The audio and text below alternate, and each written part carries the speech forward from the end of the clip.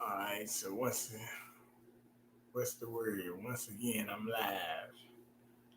Been a couple weeks, but finally back on. They had me what it called like I guess in timeout or whatever you want to say, right? But otherwise, everything's been well. Had some things going on. Um, Stepmom passed. Dad's wife, but otherwise, everything is pretty much okay. Um, it is what it is. But still work to be done, and this doesn't stop. Um, a lot of things just been going wrong or going crazy for people.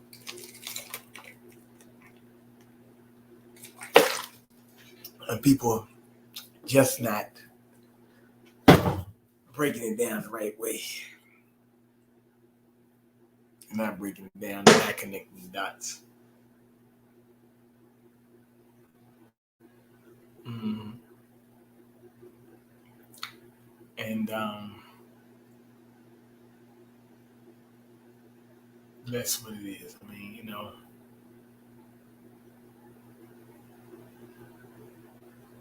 but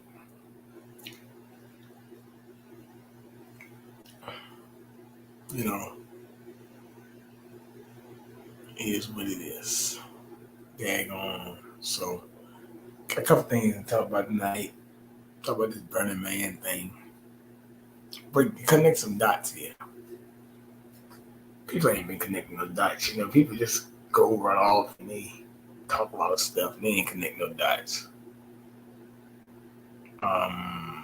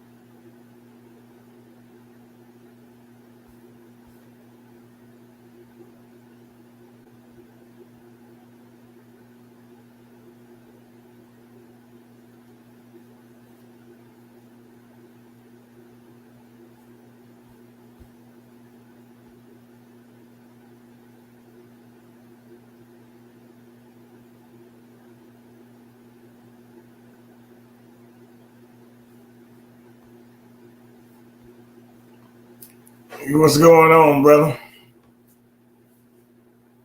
What's going on?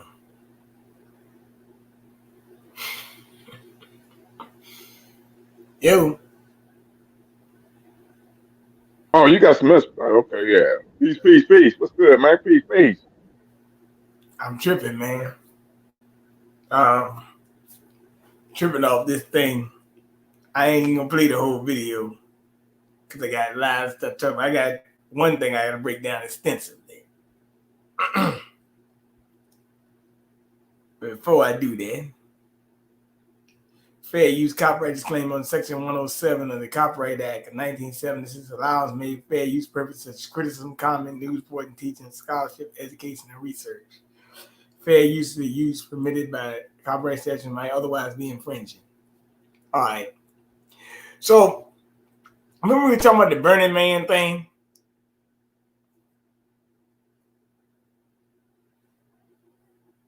that happened in Nevada? Remember that? You hear me? Yo. Yeah, you said that thing happened in Nevada? Yeah, the Burning Man thing. You know, there were people that had to shelter in place or something. You know what? I hadn't even really looked into that, man. When you talked about it, it's the first time me hearing about that specific thing. I didn't get a Yeah. chance to look at it. So much was going on, you know. Let me see. Here we go.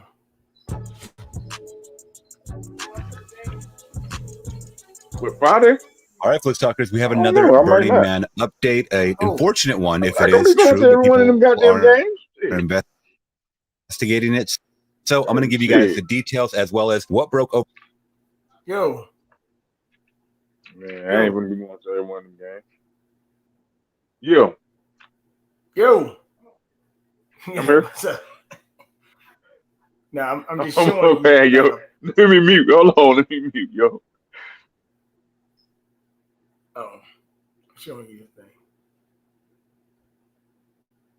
Overnight, a lot of fake news traveling around. Who can you trust? I don't know, but I'm here to update you guys since I did do a Burning Man update about these 73,000 people that are stuck out there in the Black Rock Playa, Nevada area in that muddy, murky environment. They are trapped. Literally, it's hard for them to walk. It's almost impossible to drive out of there. They are being told to sit and wait, and the rain overnight is not helping the situation. I will be releasing another video, a compilation, a longer video about 20 minutes long of TikTok videos that I have seen overnight from the people that are actually there. So wait for that video after this one. Now, this is the first bit of news I wanted to talk to you guys about or update you guys with. They are investigating a death in connection with someone at Burning Man. They're not releasing much details, but it is a confirmed death. As the Pershing County Sheriff's Office said, a death happened during the event, but offered few details as the investigation continued, including the identity of the deceased person or the suspected cause of death. A death is under investigation at Burning Man as flooding strands thousands. Tens of thousands of people attending the festival are being told to shelter in place in Black Rock City. That's about 100 miles north of Reno. Rain over the last 24 hours has turned the site into a thick clay-like muddy mess, and more wet weather is likely. And this is one thing that I think, looking from the outside in, if you've never been there, is that the rain will cause, once again, like she said, this environment to go from like a chalky dirt-like substance to a thick mud of clay. I was hearing reports of it felt like adding 10 pounds to each shoe if your foot was kind of sunk in this mud. So think about walking around in 20 pounds added onto you. People are being told to conserve food, water, and fuel. Mobile cell trailers have been dropped in strategic positions. Buses are being deployed to take people to Reno if they make the 5-mile walk to the nearest town. But last night it rained, and it rained quite a bit for the desert, and created a very mucky, muddy, terrible environment where you could barely walk. Vehicles made it impassable, and the whole festival and the 70-ish thousand people out here just had to stay put. But it's a survival event. Like, you come out here to be in a harsh climate, and you prepare for that. Well, organizers say that it could take several days to clear out all of that mud. In the meantime, DJ Diplo was there with comedian Chris Rock. They wanted to get out of that area so bad, they walked that 5 miles in the mud before they were picked up by a fan. Diplo posted this video on X, trying to make the most out of the very muddy situation. Also, there was a lot of people in the comments and a lot of reports out there of people saying that they were told not to leave because of the conditions, and really made it seem like this was a quarantined area. And that kind of leads to my next bit of information I'm going to give you guys. But they're entertainers, they're performers. I believe they said a fan drove them, and I wouldn't be surprised if they slipped them probably a couple of hundred, maybe a couple of thousand to get us the hell out of this hellhole. Because I did follow Diplo's story on Instagram, and he was like, I got to get out of here. I have a show tonight in DC. Which he then proceeded to show that he was on his private plane and he flew to DC and performed that night. Also, Chris Rock is a megastar. He's not going to mingle amongst something that looks like Mad Max Thunderdome. I'm just assuming. Okay, now here is the next bit of information, and what I think is the most important is that a lot of rumors overnight were spreading that there was an Ebola outbreak. That's why they did not want people to leave. So guys, you need to realize, unless this is confirmed by official CDC, don't believe everything you read on Twitter. My God, I'm a victim of it. You're a victim of it. I know it's hard to sift through all this information that you can assume to be real, but there's a lot of people that are making memes. They are making these Photoshop edits, which I'm going to show you of someone that made a Photoshop edit of a Forbes ad or a CDC tweet that was discovered to not be true. You guys really need to do your due diligence. And once again, I need to get better about that as well. But let's make sure when we're dealing with people's lives that we are trying our best to report proper information. So this was the headline that was going around, at least the Photoshop edit of Forbes saying, yes, there is an Ebola outbreak at Burning Man. But when you go onto their website, this is what the site actually read. So I think it's important, once again, to get the facts straight. Also, this was a big one that was floating around where people were saying tweet and delete. And when you automatically hear that, you think of suspicious, nefarious activities. And I totally understand that. So anybody that posts tweet and delete, you're automatically going to think something else is going on. So this person put tweet and deleted. Apparently, there's a effing Ebola outbreak at Burning Man right now. And they posted a picture of a supposed tweet from the Twitter CDC Gov.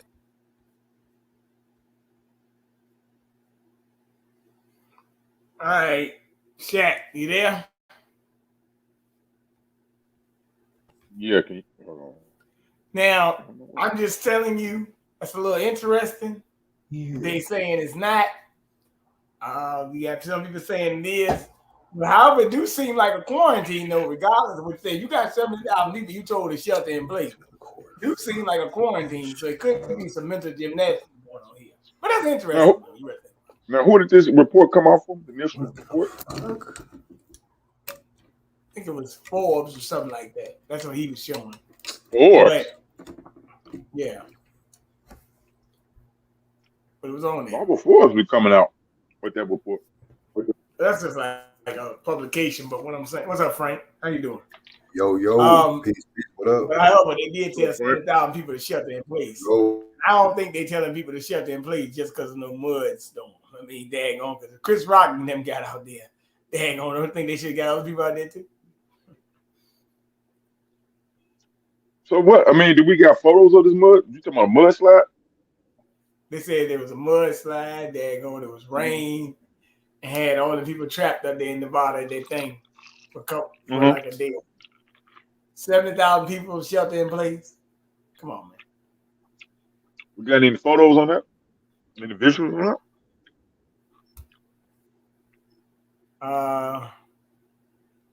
Let me see if I can find something. Any images or something?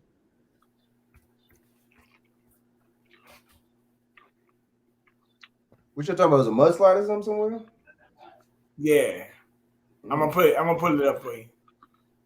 We began this morning with a weather-related mess at Nevada's famed Burning Man Festival. Tens of thousands of festival goers are trapped in the remote Black Rock Desert about 100 miles from Reno. Mud from a rare rainstorm is making roads impassable. More than a half an inch of rain fell Friday, which is roughly 2 to 3 months of rain for the area. In the summer, the site is typically dry, and right now it's a muddy mess, as we mentioned, with limited access to food, water, and restrooms for the people who are stuck there. Elise Preston is at Reno Tahoe International Airport, where many festival goers would like to get a flight out. Elise, good morning. Jerika, good morning. The festival has faced weather-related difficulties in the past, from heat waves to dust storms. But attendees who have gone for more than a decade say they've never experienced a disaster like this. With plastic bags wrapped around their shoes, or without any shoes at all. Tens of thousands of revelers attending the annual Burning Man Festival in the Nevada desert have been trudging through ankle-deep mud in search of relief. After downpours flooded the region over the weekend, leaving porta potties unusable and limiting access to food and water. We are not allowed out of the playa. The gates are locked. Some people have been doing this for 20 years, and we've never seen anything like this. The some 70,000 attendees were advised to shelter in place and ration supplies. But you can see the clouds behind me. It's still raining. Sherilyn Lee is taking refuge in her RV. She showed us her camp in the surrounding area, much of it sunken into several inches of mud. For some camps, yes, food, water, ice would be a luxury. Satellite images show just how massive the annual Counterculture Festival is. Thousands of artists, activists, and others attend every year. The Burning Man ethos involves taking everything with you and leaving no trace. DJ Diplo and comedian Chris Rock shared on social media that they walked several miles in the mud before being rescued in a pickup truck. Okay, this is our attempt to flee. Many others also made the muddy trek toward the main road, including first-time so-called burner Manny Kess from New York, who decided to leave early. So after going back and forth for a couple of hours, I'm like, listen, I'm just going to go. Kess says despite the setbacks, spirits remain high as Burning Man comes to a close. People are just trying to say, hey, be careful, conserve, and we will get through this together.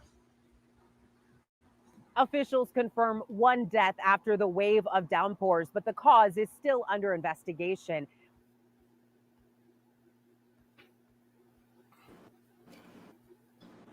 What's going on, Now, Bishop? what was this festival again? It's called the Burning Man. The Burning Man. And what did they do with this festival? What's going on, Bishop? My bad. Good evening, gentlemen. I ain't really checking all that. Okay, but nevertheless, I didn't get into all that, so I can't give you what they do at the festival. I'm just telling you the daggone. The guy saying some people put out the Ebola outbreak. He says not. But I'm telling you the daggone, you got 70,000 people in place. That sound like a quarantine to me. But nevertheless, that's either here or there. Not really mine. That's what I'm saying is they saying it's weather related, but they also told you it was 2 to 3 inches of rain. Now, let's put all this together. Because I got a 2 to 3 inches rain did that, yo? Huh? I said 2 to 3 inches rain did that. They said it was more rain than that jump. Daggone and for the whole, they get the whole summer. So something ain't sound kind of rocky. 2 and 2 together sound kind of fishy, man. What do you think, Frank? Damn, 2 to 3, like you just said, inches of rain. How come that shit happened out here in California? I don't know. I mean, but see, it's different climate. It's different. What's the name out here? Different. But the thing is, I mean, they didn't get no flood, no flash flood warnings or nothing before the festival. No, they kind of make you think they didn't get no, they didn't, you know, they wasn't put up on game before they. I don't understand. That's weird, huh? They didn't. Why they? You know what I'm saying? I mean, would they have went to the festival if they would have had a flash flood? If they, you know, had flash flood. We begin with some big. You know what I mean? I don't know, man. Is it hard?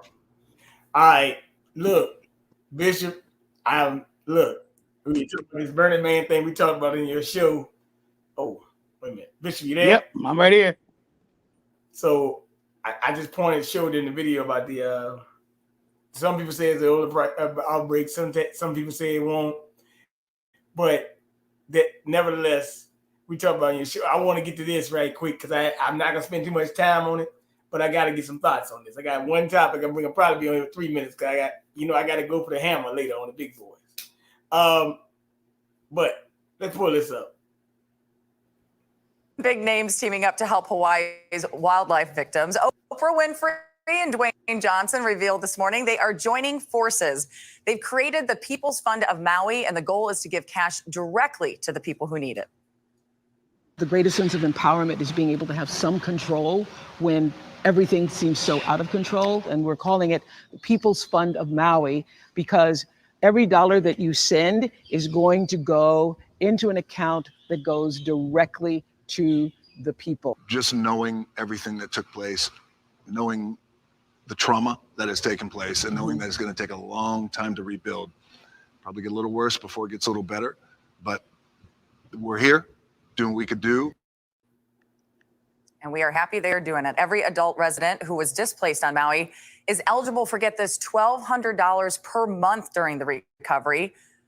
Oprah and The Rock are giving $10 million to get the fund started, and they're calling for others to make donations. Winfrey, of course, owns property on Maui. Johnson, who is of Samoan descent, lived in Hawaii during part of his childhood.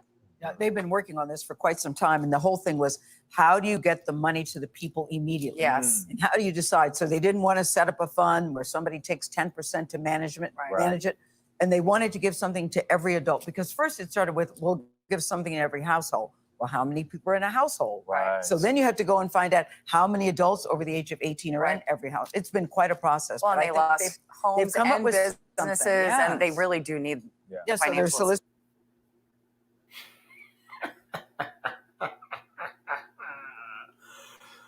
All right, man. Come on, man. All right. Let me get this right. I'm going to start off first. I ain't asking what nobody think. All right, I'm going to tell you what I know. I know Oprah net worth is $2 to $3 billion. I know The Rock is over $600 million net worth, right? And they got a lot of billionaire buddies. They got Obama over there. He got a thing. He free of environmental regulations. His house ain't get messed up.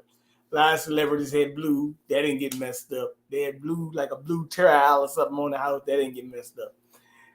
You know, I look at this thing. And you're asking regular people for donations, but aren't y'all the billionaires and millionaires? And why don't y'all just all come together? Jeff Bezos got $100 million that he said he can donate to it. But you know why they're really doing it? Hawaii has a smart digital conference this month on the island. Oh, it's out there. Oh, they want that island to be controlled by all AI. It's called eminent domain. Get the people off the land and let the billionaires come in and collect.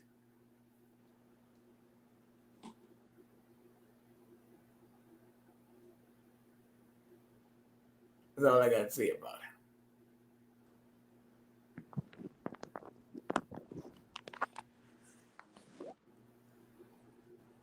Anybody else can go. I don't care who go. Bishop, go ahead. It's mental gymnastics. Go ahead. Well, I agree with you. I think it's all a scam. These two together could, you're talking about a multimillionaire. She's about $2 billion. He had nearly almost $1 billion himself, as well as all their buddies, their friends. The Obamas. This is where he was raised as a boy. Many argue they are billionaires. If they're not, they're so close to it they can sneeze and there's the billion. They find the billion. So I mean, to go to the average person and once again solicit their support. I was listening to a program not long ago about this, and it's really shameful. Where is it going? We've seen these funds crop up, these little scam funds crop up for so many situations. I think this is another example of this. Who's accountable? Is everybody volunteer? Will they get a part of this fund? Those who work on this and keep the books or whatever. Will who really benefits from this? I remember Hillary and the Clintons did the same thing in Haiti, and those people got nothing. Millions were raised, billions were really raised, and they got absolutely nothing. So I just, I don't trust people that could themselves just do something without soliciting the support of others who are themselves struggling. I'm suspicious of it. I really am, and I just, I have a lot of problem with this whole thing.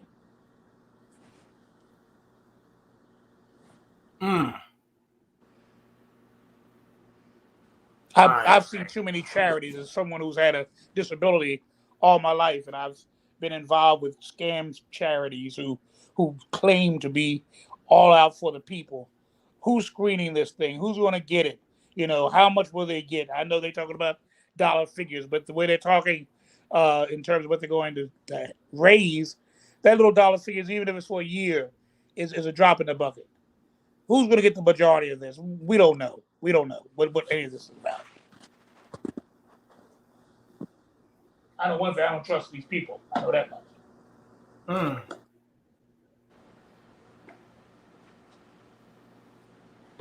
Isn't this the same Oprah Winfrey Isn't it the same Oprah that Winfrey that had a situation there in Africa with the girls' school and all kind of messes going on there?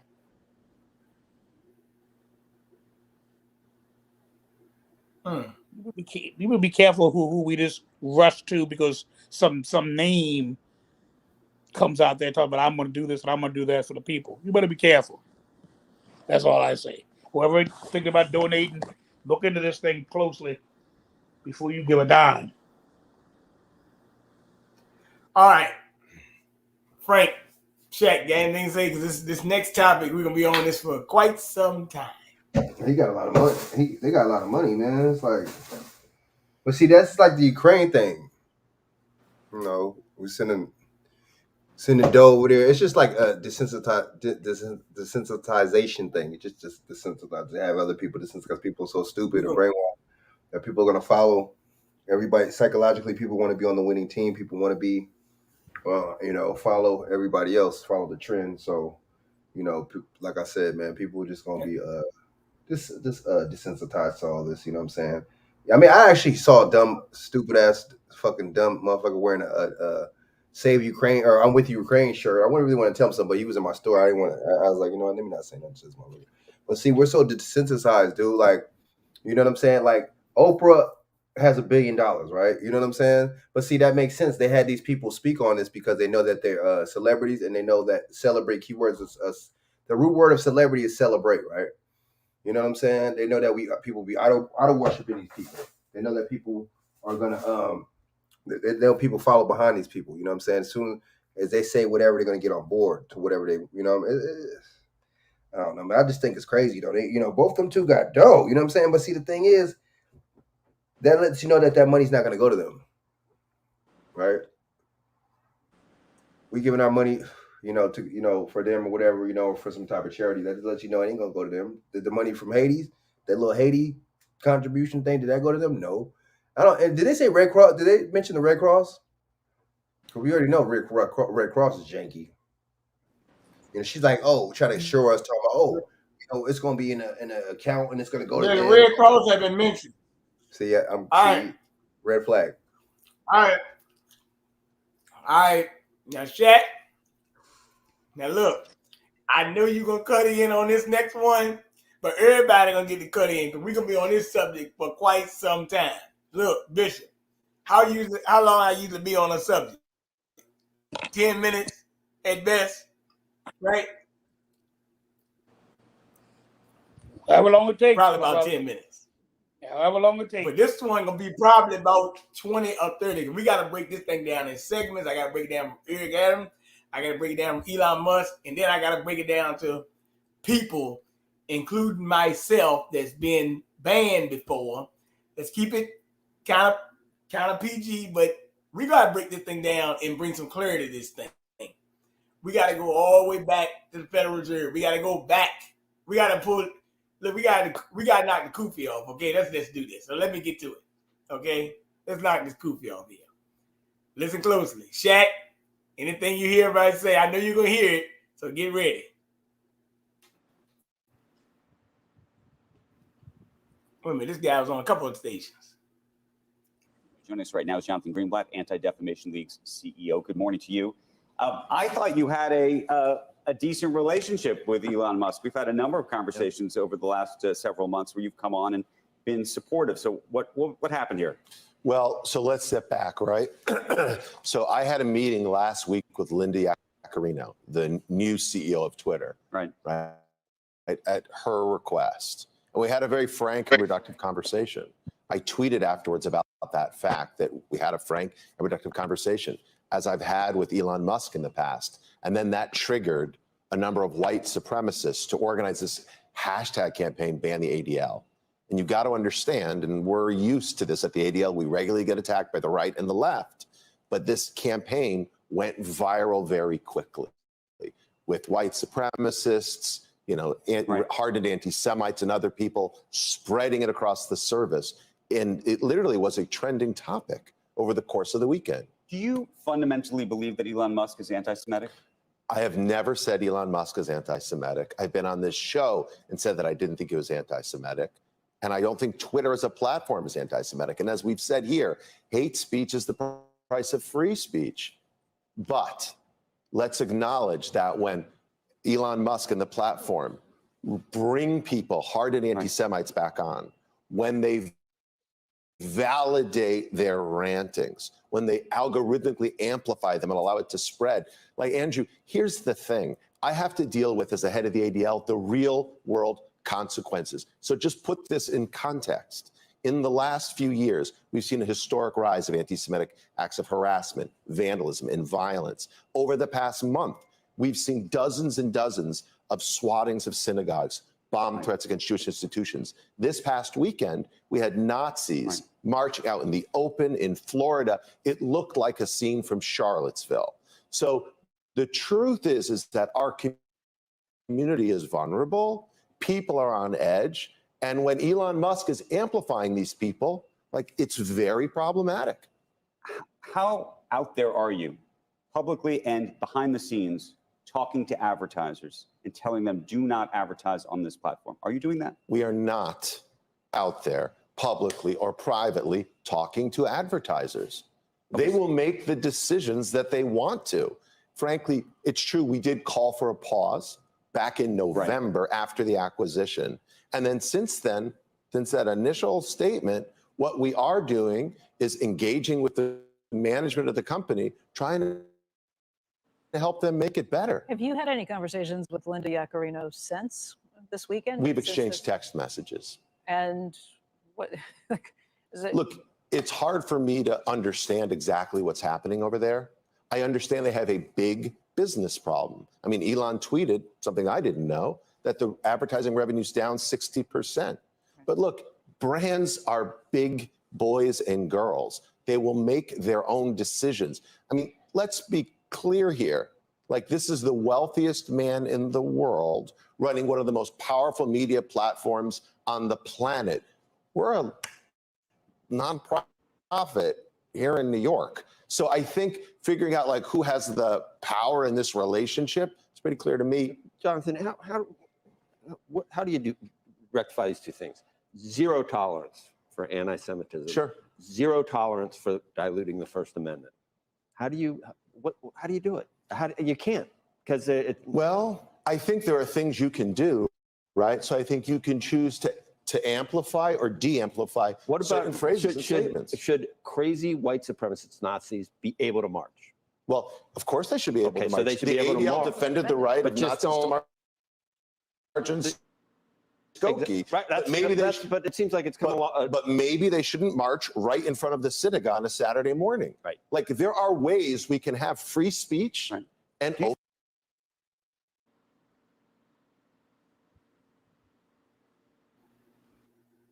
Now wait just a goddamn minute now. Wait a minute. He said they got the right to march, but not in front of the synagogue. You heard that, right? So can they march in front of a church or a Catholic church or what's so special about the synagogue? I told you this guy was on some stuff. Hey, Bishop, Look here. This guy promoting open citizenship, man. What do you think about this, Bishop? Look here, man. I told you he promoting citizenship. Oh, you First want of all, go ahead, Fred. man, excuse me, man. Let me get in here, man. First of all, it's more than one person in this America. And everybody don't believe in goddamn Jewish ideology, first of all. You know what I mean? They need to get that straight. You know what I'm saying? For them to push their ideology on everybody else and push their fake victimhood on everybody, because they ain't been victims since 1940s, 1930s. You know what I'm talking about? And they keep playing this damn victimhood like they the only ones being victimized. You know what I'm saying? We getting tired of this shit because it's getting corny. And anybody that's standing with it, I'm calling you an enemy, and I'm calling you treason. I'm calling treason at this point. I'm taking all gloves off. I'm calling you treason to the Americans. We're gonna get to that. To the American values, to the American people, the original Americans. I'm calling it treason at this point. We're gonna get to that too. Just relax. I'm about to pull the rabbits out. Can I add something to this? My problem is this, and we're such a backward people. I'm talking about African Americans, in the sense that we don't want to talk about our plight. We don't want to forget about racism, forget about particular slavery and other things. Yet they play this race card, this anti-Semitism card all the time, and nobody, even the conservatives, the diehard conservatives, the diehard Republicans, black in particular, don't call them out on this like they should. How can you possibly say that we should forget about our experience here in America, but you can allow them to talk about the Holocaust, to talk about bigotry, even if you criticize Israel, which is not even a part of the United States of America. I mean, it's all automatically you're anti-Semitic. You can't criticize them at all. Even justifiable criticism is always twisted and turned around to be an anti-Semitic. You just don't like Jews, that's all. It's about you got a phobia for Jewish people. Why? Who are they? Do they really believe they are the chosen people? That they're above every other race in the world? That they have an exemption above everybody else? Now look, I say no. Bishop. Yeah. Bishop, can I break something down? And he said there's a non-profit in New York, Elon Musk, the richest man in the world, isn't he, right? Yes, he said. So he said we really win the battle, but you trying to shake down advertisers, though. So really, to tell you the truth, it ain't about the money. It's about the influence you got. Right. I like that. That's right. Who controls the damn Federal Reserve? They do. That's right. Hollywood, news, Hollywood, they say it. They control it all. Let me tell you that right now. The banking industry, they control it. Well, they control everything. Even the medical field. They run the hospitals. They run this. They run Paramount. They run the thing we're on now, YouTube. They run all that stuff. Don't be deceived. That's why when you talk about them, they'll clip you in a minute. They'll clip you in a minute. You can't criticize them at all. Not at all. And by the way, Semitic is a language. It's not a group. Just putting it out there. Semitic is a language. I'm going to read the definition later. I'm going to get into all that. Now, let me play this one for you, Bishop. This going to make you steam. Okay? I got at least two or three of them. Because this guy been making a little bit of a fuss lately. You know, like I said, sometimes when and I had told you, Bishop, last year when the Kanye West thing went down and the other thing went down with Trump, and I tell you, Green Black keep poking his head out. I told you this guy gonna be coming up a lot now. Yeah. See, Biden in office right now. Biden and them trying to get a national strategy on how to combat anti-Semitism. I'm like, well, how you do that, Biden? I thought you said that you were thanking black folks for your election. Show you, Bishop, show you who were running that too for him. It had nothing to do with us. Them the ones running it. Not us, that's them. All right, just putting it out. They're showing you. I mean, they're showing you who they are now. Oh yeah. I mean, don't be fooled, okay? But let me show you this. Hold on. Good afternoon. Wait a minute now. Hold on. Good afternoon. Well, go ahead.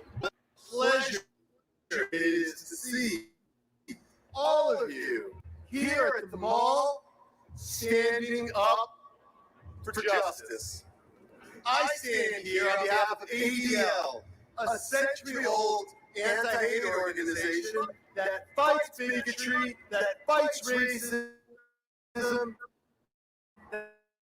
that fights anti-Semitism. The start of the modern civil rights. ADL leadership stood shoulder to shoulder with our friends in the Black community. And in 1963, we came here to this place alongside Dr. King and so many other leaders to demand equal rights, justice, and fair treatment to all. Now today, We've come here once again to demand equal rights, justice, and fair treatment to all. Because we know that hate still exists, and the work of fighting hate together continues. You know, in 2023, that shouldn't be a controversial opinion, but we know there are some who think that it is. We all know family and friends,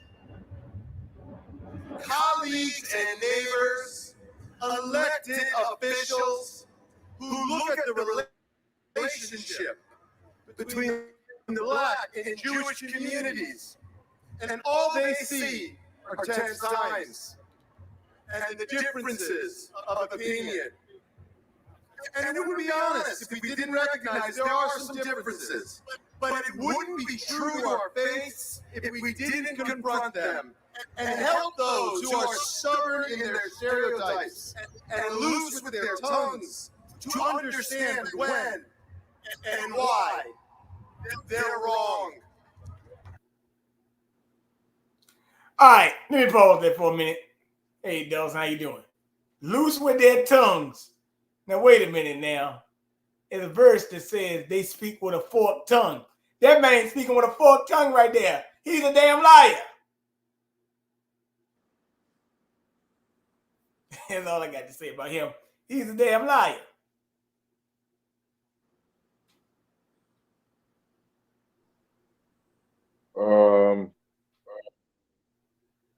Hold on. You got something to say, Frank?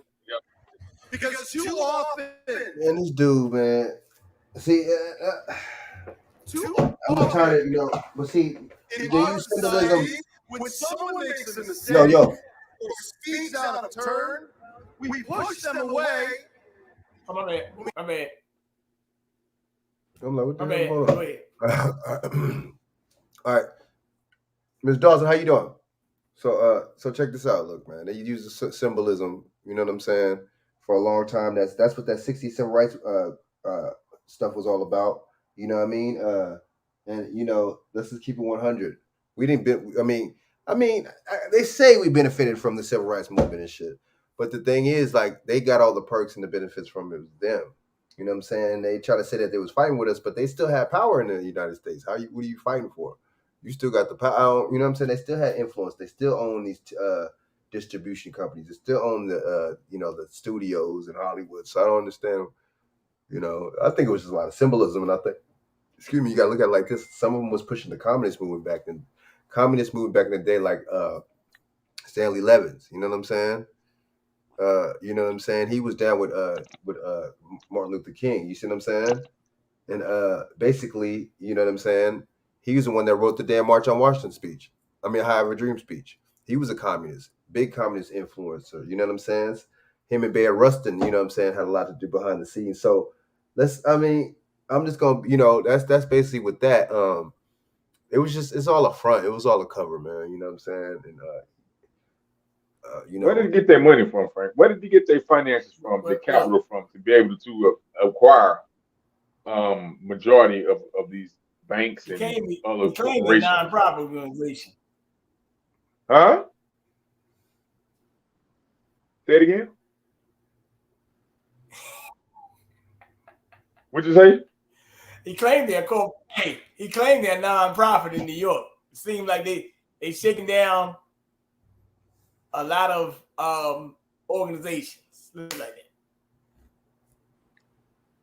Well, I ain't never heard him come out and speak out for reparations for so-called Black Americans, American Indians. I ain't never heard him say that. They not Okay, so I thought he was supposed to be. I thought he was supposed to be representing freedom and justice for all. No, freedom from justice for all, but you got to put Jewish behind that, and you got to put pale Jewish because they are racist, because they play the race card and the color card all the time, because they keep calling you black. They won't even recognize the so-called Hebrew Israelites as Jewish brothers. That's a fact. That's true. Slime ball. Matter of fact, They call them anti-Semitic. See what I'm saying? That's racist. You just said, ain't that racist? Ain't colorism? Hey, yo. Hey, look, man. I mean, really, you have to understand. You have to understand the history of the Jews in relationship to blacks. You have to understand all the way back in the Bible times how they tried to equate that we were supposed to be under the subjection of the Semites, Shem's family. We had a Ham group. We're also supposed to be subjective to them. It goes back way back. And it goes back even to the time they were very much a part, the Rothschilds and all of them, they're all Jewish. They were very much a part of the slave trade. They're the one who put up the monies for all this degradation that happened to our people. It's all about it. Just be real.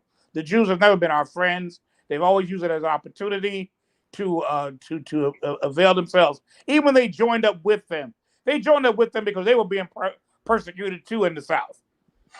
Them Peckerwoods didn't like Jews either. They called them Christ killers. They used to beat them up and used to do all kinds of things to them too. They were denied rights. So Jews are smart.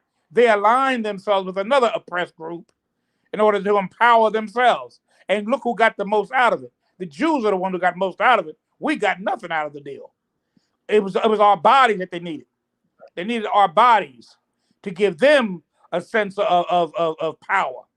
And what happens is, as always is the case, we always support everybody else. And when the dust clears, we get absolutely nothing from it. They get something from it. We get nothing from it.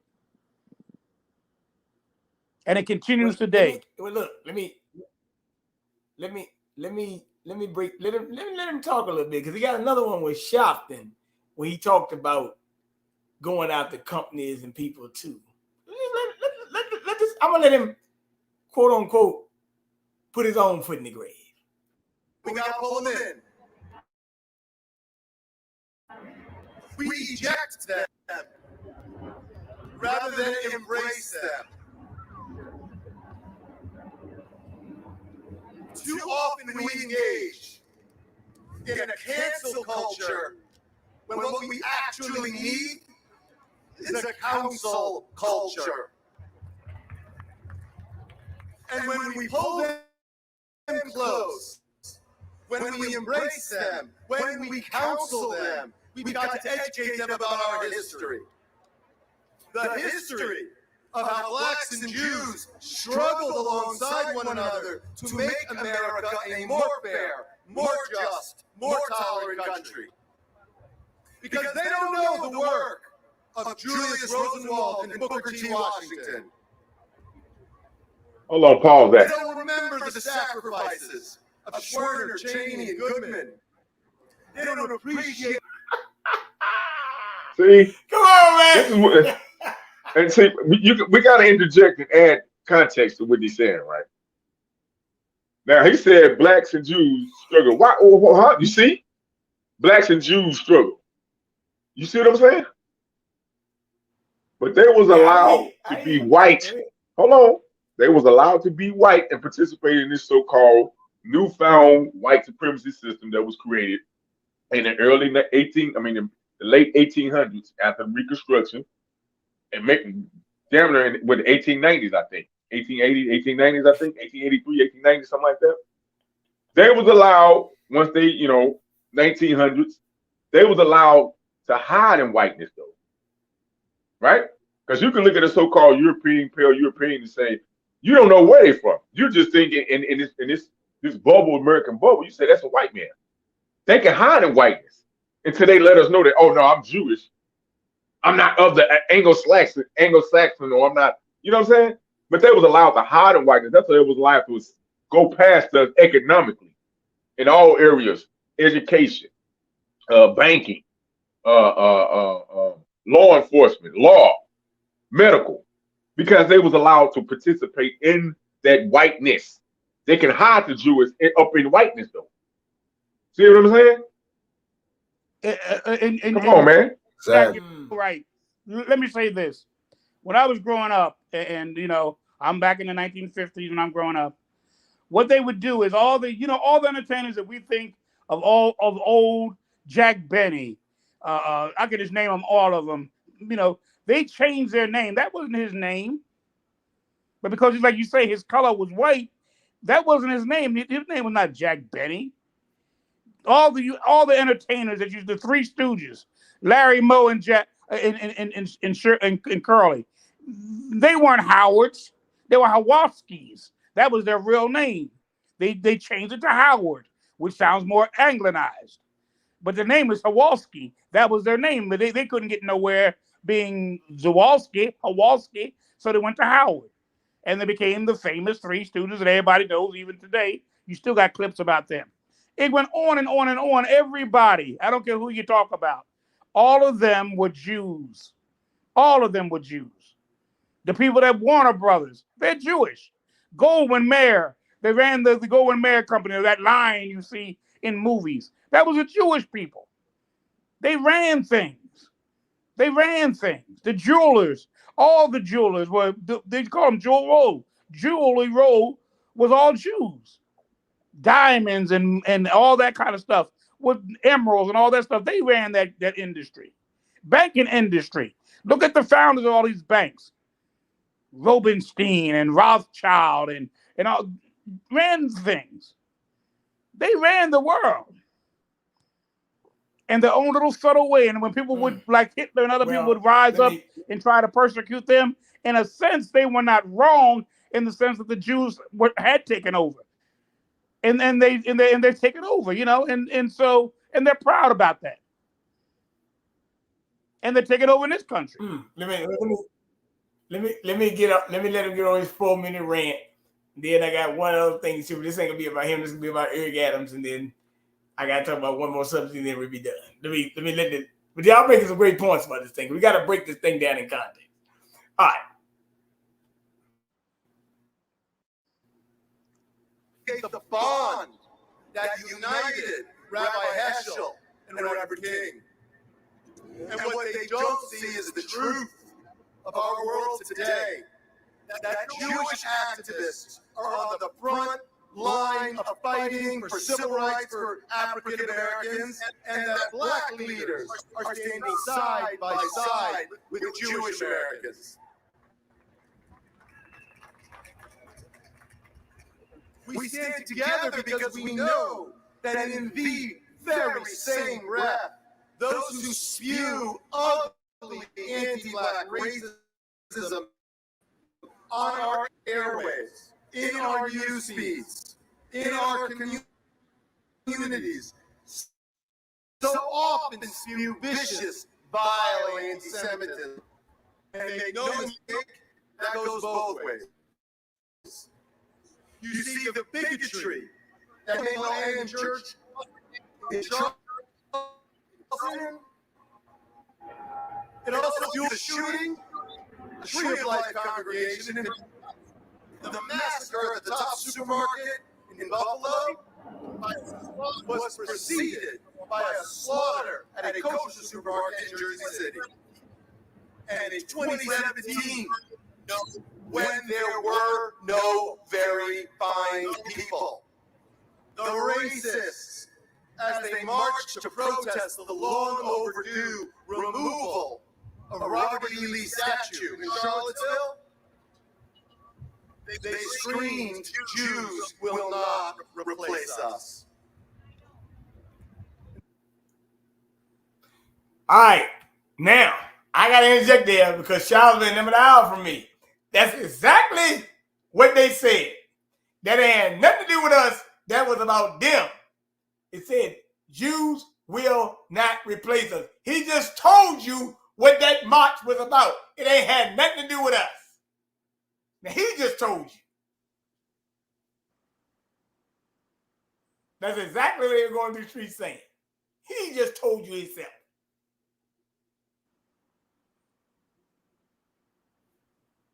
Hey, he ain't lie that time. He told it right out. But you gotta catch it. See the thing, you know what I'm saying?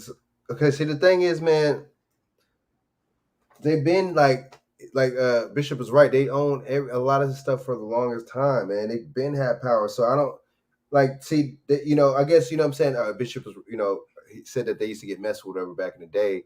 So, okay, whatever like I said, whatever perks that they they got from that civil rights movement, right? And then we didn't get nothing. And see, look at the thing is right now too, the civil rights movement, that, you know what I'm saying, is represented by Jews, gays, who else?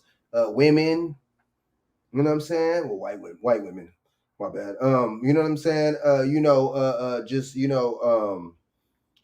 so it's like Hispanics and Mexicans and all that. So the thing is, that doesn't really represent us no more. You know what I'm saying? That term don't, like, we can't even use civil rights no more. You know what I'm saying? You can't even, you know. So the thing is, but my thing is, what happened to human rights? That's my thing. That's the real thing, human rights, right? So that's what they gave us and shit. Just like acts, Civil Rights Act. It was all an act. It's an act. Just like act, cut. They might as well just say cut in the middle of this shit, right? So the thing is, but this guy talking about the Charlottesville thing. See, it's like there's no case law or nothing like that, because I think a lot of these events be staged. Let's just keep it 100. A lot of these events be staged. They be, you know what I'm saying? They be pre-planned. Let me Or let me say this real quick. They be pre-planned. They be staged, Go ahead. right? So the thing is, you know, the thing is with this, he could just go back and just say, oh, you know, this is like Charlottesville. You know what I'm saying? We don't even know if that was a real event or not. I mean, real, actually organic. You right? So I mean, you know, we seen him doing it, but we don't even know, like I said, if it was a psyop or not. So the thing is, he could just go back and say, oh, you know, this and that. But like you just said, they don't represent us. They don't got what they got to do with us. You see, but see, they know that a lot of us are going to feel sympathetic about that. They know some symbolism that he's throwing out of his mouth. All he got to do is to say, oh, we marched with y'all in the 60s. And, you know, a lot of people that look like us is going to go goo gaga over it. You know what I'm saying? We're going to really, really, you know, see, they know that we're symbolic people. They know that we're not about, we're not people for answers and for, you know what I'm saying? We are on this live, and there's, you know, a lot of us are starting to wake up, but as a whole, they know that we're symbolic, you know, and all we got to do is hit us with some symbolic buzzwords, some code words, you know what I'm saying? And but that's what in my program tonight, I stated that legislatures know, black legislators use the talking points that always win them over on us. And just like I said before, they're not about helping us. They're not about helping us. They want to help the Democratic Party. That's what they're all about. In themselves. Don't let me lose out on that. The first partaker is themselves for their own aggrandizement. That's their first priority. Then they do that by making sure that the Democratic Party, and in some instances even the Republican Party, whichever party they're affiliated with, their agenda is pushed. Our agenda is never pushed. Never.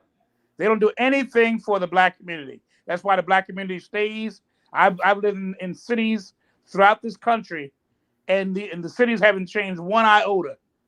If anything, they've gotten worse. They haven't gotten better. But we keep on putting the same people back up. Because they know how to manipulate those symbolic gestures, those empty symbolisms, the rhetoric. They know they're black, so they know our weakness. They know how to talk to us. They've been talking to us for centuries, so they know how to talk to us to convince us to go. Just like I said earlier today, I said they make the other group and anybody who's not them, they're the villains. They feed on our fears and our anxiety. There's this idea of the boogeyman. Remember years ago in the silent film days in the 20s and 30s, when doing silent films, they would always have a black person being scared for the boogeyman. Boogeyman show up, his eye gets all boogie and he starts running and beats everybody out the door and all that. They still use that same mentality. It's the boogeyman. The Republicans are boogeymen. Even independents that are contrary to their agenda. Anybody that's contrary, even within their own party, anybody that's contrary to their agenda, that's what they did with Bernie Sanders. He was contrary to their agenda, so they assassinated his character, and black folk fell for it, and not many black folk voted for him. Though here is a man that actually was beaten up and was thrown in jail in Chicago during the civil rights movement for real. Not like Biden who talk about, well, you know, I grew up in the black church. You're a liar. You didn't grow up in no black church. Where I doubt he even went to a black church. If he did, it was solely for political reasons, not to worship. So don't make like you raised by black folk. Stop all this. Let me bring this up. We buy into that stuff. Let me let him continue with his last minute, and then I'm gonna just give my final cap on this thing. Yeah. And so you see the face of the black and Jewish communities in America. They are intertwined. They are indivisible.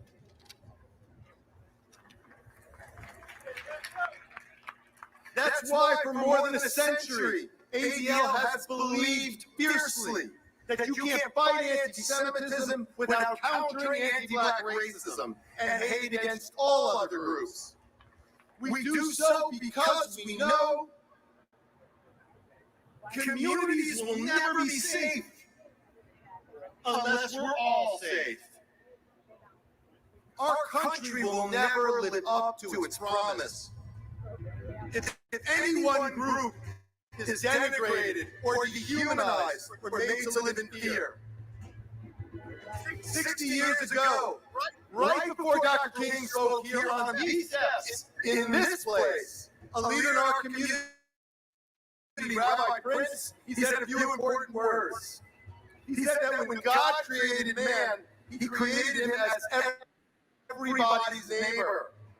And that neighbor is not a geographic term, it is a moral concept. It means our collective responsibility for the preservation of our dignity. And 60 years later, my friends, these words still resonate. They still tell us to stand up and speak out in the face of hate. It's our duty. It's our responsibility. So please keep up your work. Never back down. And know, you gotta know that ADL will be with you every step of the way. Thank you. All right, man. Hey, look. All right, look. Yeah, you're right. Thank you, B.A. Smith. You're right. He do got it. Yeah, that's exactly what he got. But this guy right here, intertwined. We're gonna be with you every step of the way.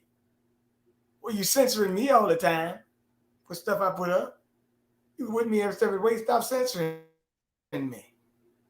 Wouldn't that be fair? I'm just saying. I mean, you with me every step of the way. You don't censor people who put out information. You can debate me, but you can't. They don't want to have no debate. They want to be the arbiters of truth, and they want to call you a liar. That's the thing with them. That's why you can't trust them. They speak with a forked tongue. You're right. And I just add that, ironically, if Dr. Martin Luther King would have lived, if he wouldn't have got assassinated, if he wouldn't have got physically assassinated, in the dead time, he would have got publicly assassinated by these suckers, and he would have been the biggest counsel man getting counseled on social media. Dr. King would have, in their eyes, of anti-Semitism. He would have been the biggest anti-Semitic in his day, because he was actually trying to move forward to try to do something for his so-called people. Once he realized that he was getting played, so he would, in today's time, he would have been one of the anti-Semitic. He'd have been like Farrakhan on that list, on that council list, socially, economically council list. You know what I mean? That's why they killed him. That's why they killed him, Chak. That's why they killed him. When he started talking about march on poverty, when he started talking about the Vietnam War, when he started talking about next time I go to Washington, I'm going for my check. When he started talking that kind of stuff, then they said no. As long as he was marching and nonviolence and promoting turn the other cheek and all that kind of stuff, everybody was kumbaya with King. But as soon as he talking about I'm going to get my check, I'm getting my money, I condemn you, Lyndon Johnson, for starting this war and for perpetuating this war. I'm gonna see to my white and black brothers and sisters who are poor. I'm gonna make sure that they get what they deserve. When you start talking that stuff, now you're dealing with the man's pocketbook. When you deal with the man's pocketbook, and all this lovey-dovey stuff soon ends. Did he form the poor people's campaign or something? That's what he did. Yes. When he started doing that, that's when they turned on him. Even black preachers. I remember in the AME church, we were told that he was an enemy of black folk. When he was doing that in 1963, he was a hero. By 1968, he was a villain. We were talking against him in pulpits. So he already was going toward that way to be on the anti-Semitic. Well, wait a minute now, Bishop. But he and Malcolm were partnering. Wait a minute. Right. Wait a minute. And that's what Abraham Foxman, who was the head of the ADL, told the black congregation, we don't want your congregation going to the Million March. Then they came down later, they said, y'all can't have, y'all HBCUs, y'all can't have Dr. Khaled Muhammad come here. And then it goes on and on and on. And after you play this game of mental gymnastics with them, then they say, now they get into the internet part of it. They were already doing it outright, sending letters out to you. Now they come into they want to be in control of internet, digital, everything. They want to be in control of everything. And they don't need to deny it. The man even told you in 2008 or 2007, what did the man say?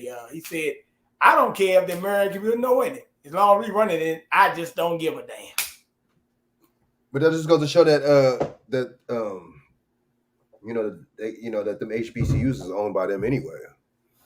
You know what I'm saying? That's like that's definitely European ran. You know what I'm saying? Because was it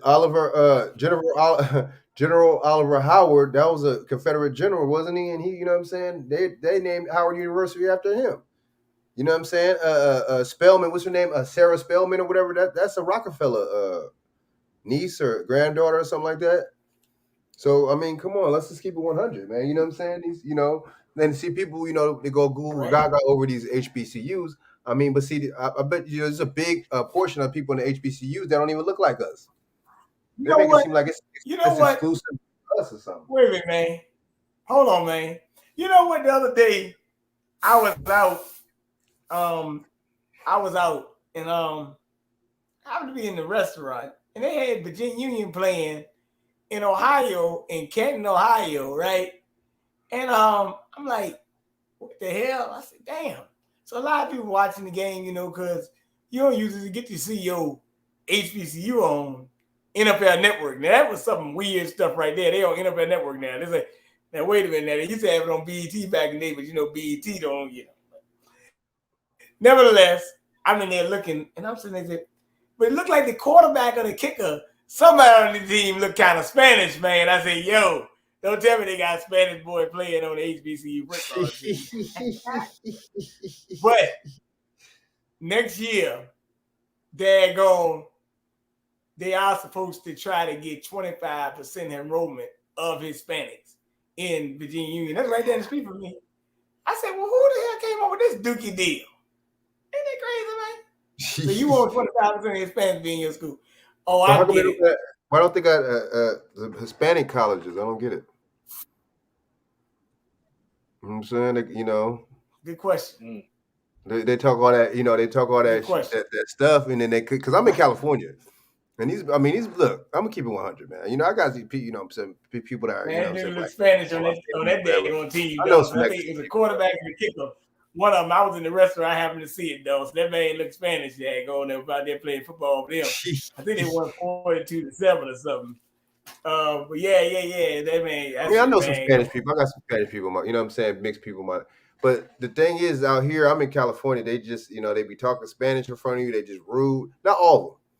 You know what I'm saying? And the thing is, the thing is, it's just the migrant thing is with them. It's just like, it's just they kind of doing a Ukraine thing with them. You know what I'm saying? It's a population thing.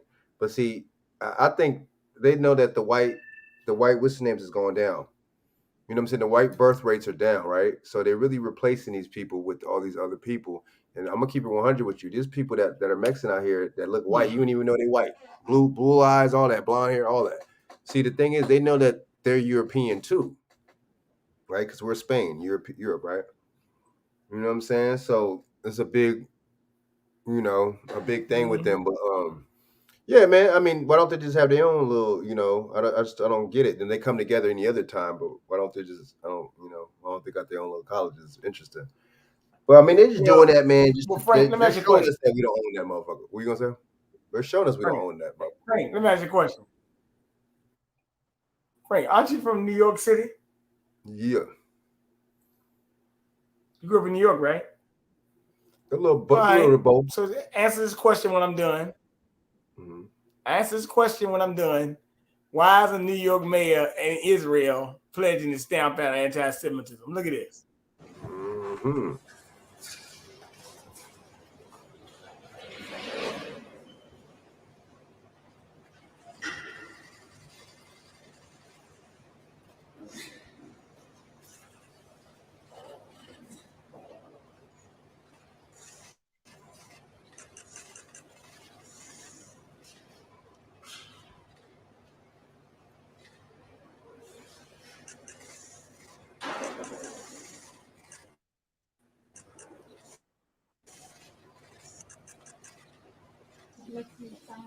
Yes. I'm proud to be here with my delegation. And many people come here, they walk through. This is not a ceremonial action that you do because you're visiting the state of Israel. This is a moment of reflection. It's a moment of renewal. It's a moment of commitment to not only saying never again, but living never again. הנה לא ינום ולא יישן שומר ישראל.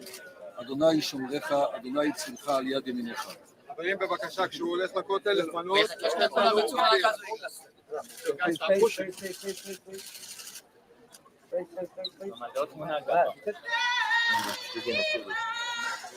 New York City having one of the largest Jewish population outside of Israel, it is imperative that as the mayor, that I send a very clear and loud message. We did this in Greece with over 50 mayors to go after anti-Semitism, and now we want to come here to what is considered by the Jewish community as their homeland, to send a very clear and loud message and reinforce our determination to stamp out anti-Semitism. Their homeland.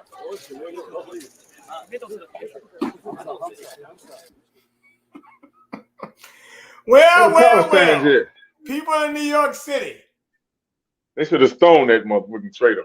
They probably putting drones. Hey, look, you damn right here, damn traitor. Because the mayor of my city went to Greece too and talked about some damn stamping out anti. You know what? The hell with it. You know what? I won't even get into it. But you know what? Forget it. You know what? That's treason to the American people, man. But you heard him say 50 mayors. Yeah.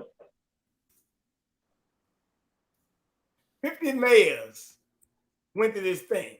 That go to show you. Come on. All right, look. Oh.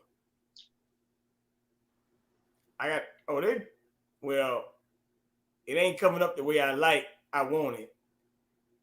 Because it's this last year's. But that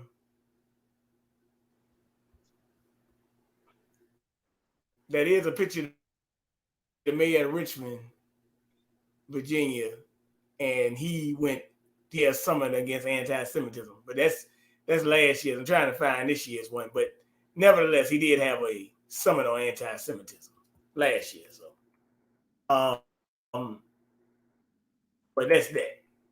Actually, this curfew summit, this might be the one where I cussed him out at. Because I got in his grill at downtown. I told him he ain't nothing but a puppet. And so ain't that the one that was touching the damn the statue? Is that the one that was touching the statue? Yeah, that's him. Yeah, he the mayor. Nah, That's him. Bishop. But no, you gotta show that photo, man. That's him. You gotta pull that photo up of this dude, man. Man, that statue, yo. That's come on, man. Ooh, Bishop. It ain't manly. Look, I tell you that, Bishop. It ain't manly. Oh shit. Amen. Hey, look. Jeez. Let me see if I can get it. Let me see if I can find it. I told you. Shaq. In I the next won't couple even years, we're gonna really. be. Huh? I told y'all. In the next couple years, Let me we're gonna find be it for the you. United States of the world. What's his name? Oh yeah.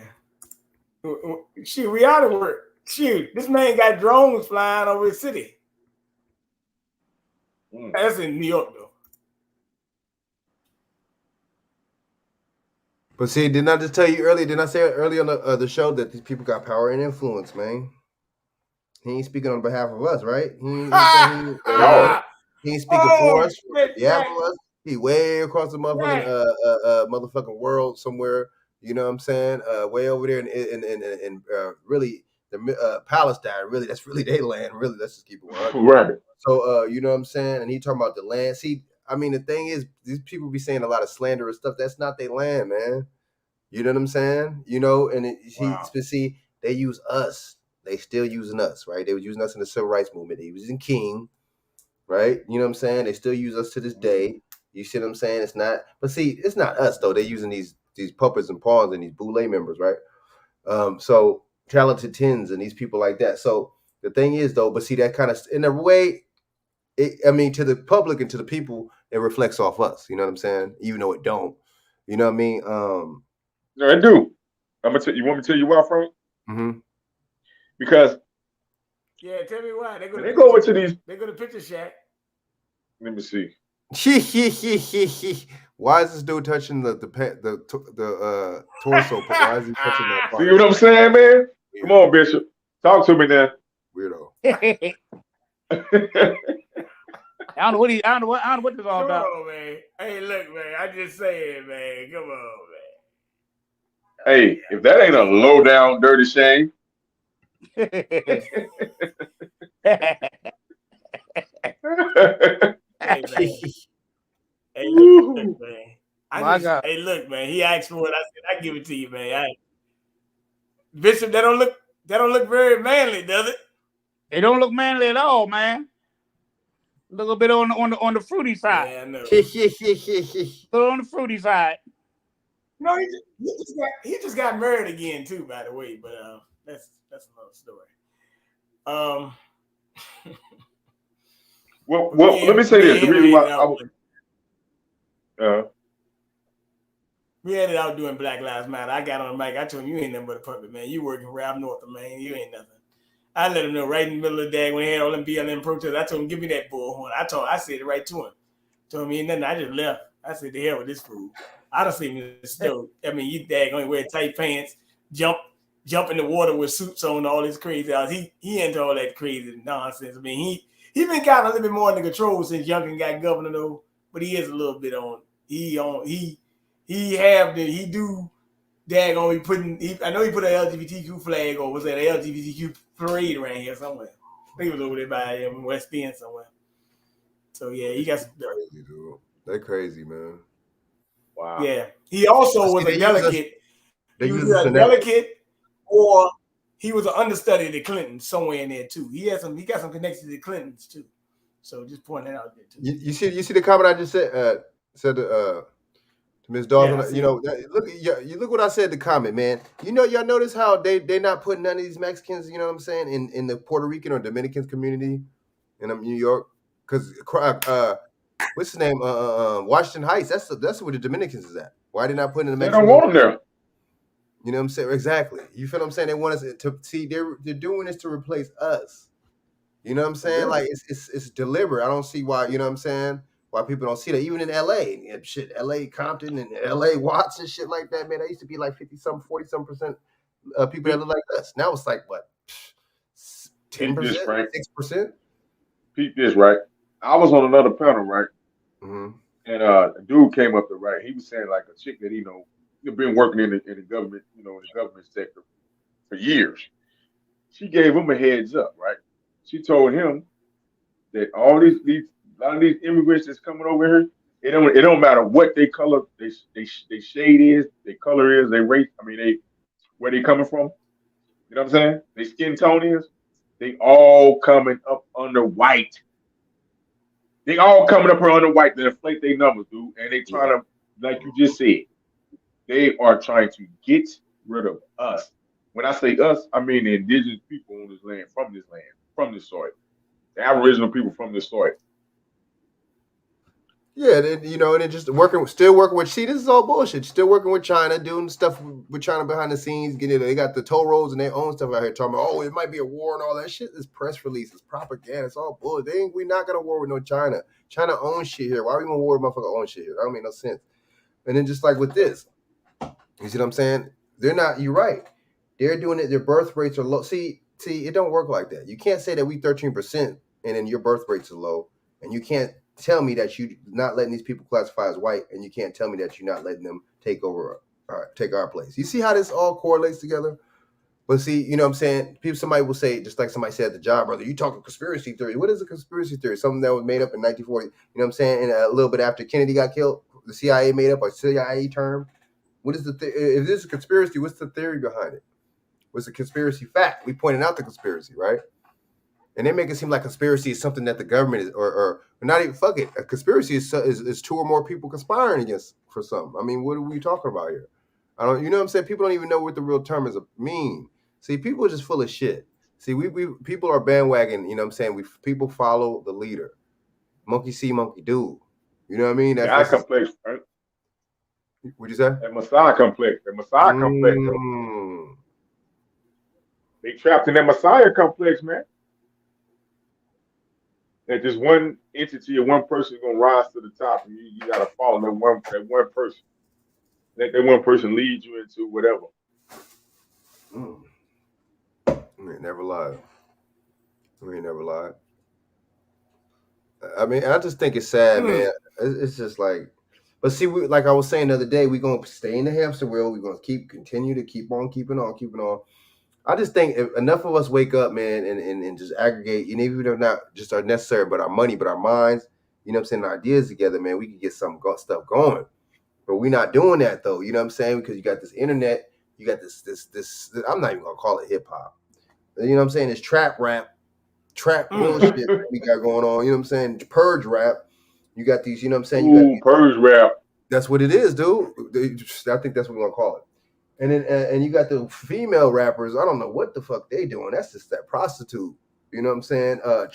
That's that the track rap. The dudes got the purge rap. The females got the track rap. You know what I'm saying? Like they rapping on the track. You know what I'm saying? I'm not talking about the hip hop track. I'm talking about the track like the prostitute track, the hostro. So you know what I'm saying? You see how they got us negative. I mean, we're fed negative. But look, they took away the Cosby Show. They took away stuff that reinforces that. There's no balance. You see what I'm saying?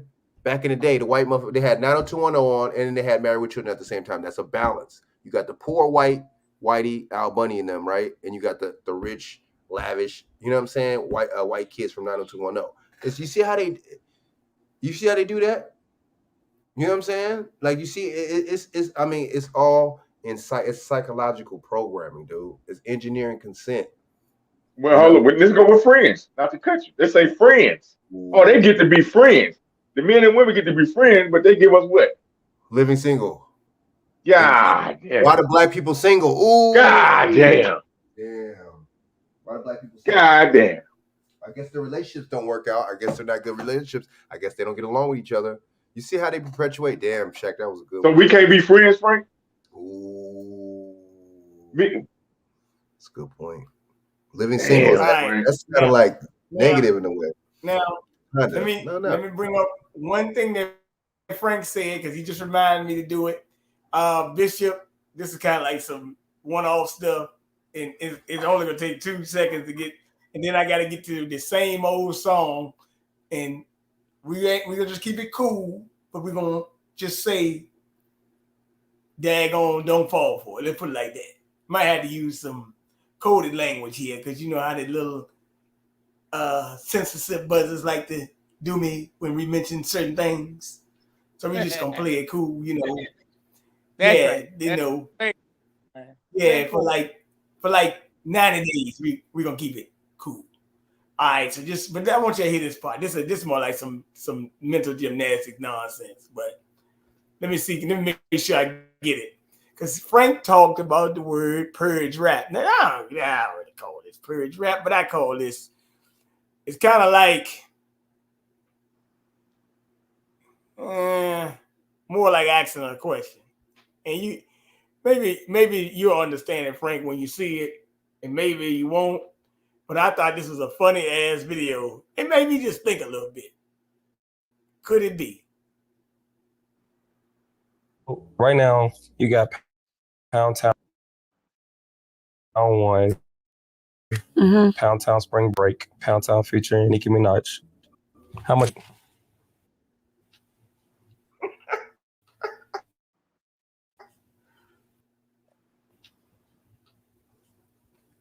When you was there, you was looking for the sugar daddies, right?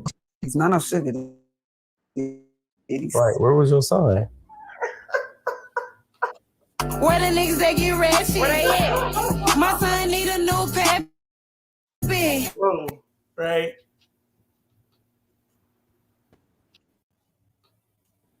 I'm gonna keep up on these bitch ass hoes. I'm shitting on these bitches.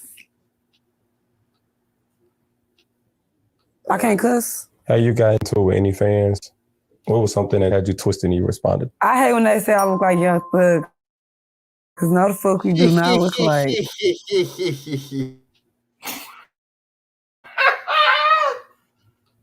Okay, she look like Rich Homie Quan. She look like Rich Homie Squad instead. That's some little funny stuff, right? You know what I'm saying? No, she don't look like Young Thug. She don't look like Young Thug. She look like Rich Homie Quan. Damn. Oh. Hey, you're Wow. right. And Young Thug, what?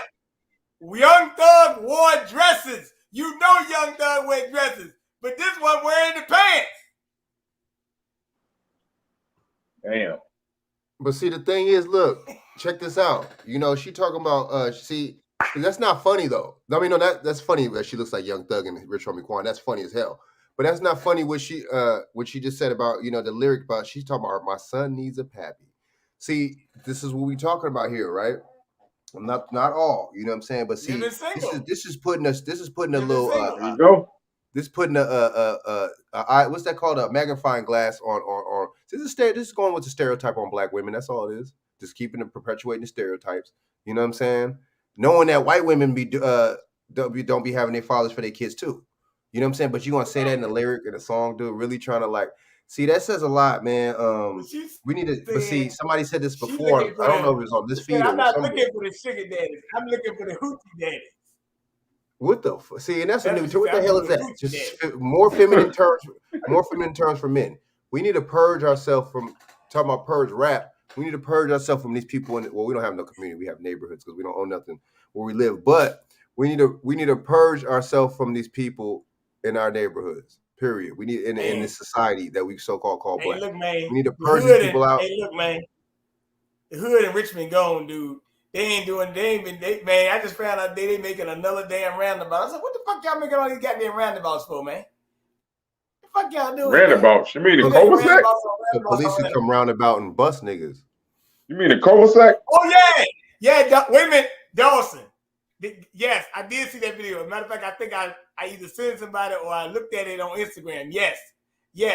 The football Which team one? won the game, and they chose the song as Pound Town. And as a matter of fact, when they chose the song, one guy said he quit the football team. That's right, because he said, I ain't. You know why? Because no straight. What is a straight dude? A straight man doing bumping that. A straight guy that likes women. Wow. You ain't listening to that, dude. Hey, Can anybody ask me that question? Anybody ask me that question? Bishop Reed tried to Bishop. Let me let Bishop Reed love you, man. What do you think about this, man? What is this? What is these people mind, man? Give us a little bit of insight, man. What's It going should be on? called Clown Town. That should be called Clown Town. Huh? I said it Say should be what, called Bishop? Clown Town. I couldn't hear you, Bishop. It's crazy, I tell you. This world's going nuts, I tell you. In a handbasket. Well, look. Let me see if I can find it, Dawson. The word in the words of Jesse Lee Peterson, amazing. Beta. Yeah. Jesse Lee Peterson actually. Wait a minute. Hey, Bishop. Jesse Lee Peterson actually did a show with Judge the other day too. It's kind of interesting. Yeah, Yeah, you should play it. You I should saw play it. it. 15 minutes long, dude. Hey, look, that boy Judge. Hey, look, that boy Judge brought up a young photo of a young J. Edgar Hoover, and he was saying J. Edgar Hoover was actually a Negro, a black man. He was. Jesse Lee Peterson was like, "What?" He was. Wasn't he a cross dresser too though? But check this out. Look, allegedly, yeah. Homosexual. Wait a minute, Jesse y'all. Wait a minute. She just sent the video. Wait a minute. My bad. I was gonna say something about Jesse Lee. My bad. I didn't mean to do that. I just want to play. I don't know if it can be big enough on the phone because I'm gonna have to save it.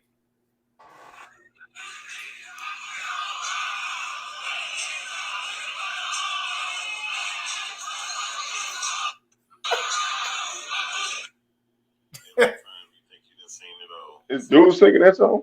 Yeah, You did say male football team, not female. That booty hole, Brown. I said, man, hey, man. Yeah, you already know that's dog whistling. That's dog whistling to the Let gays. me run out this locker room.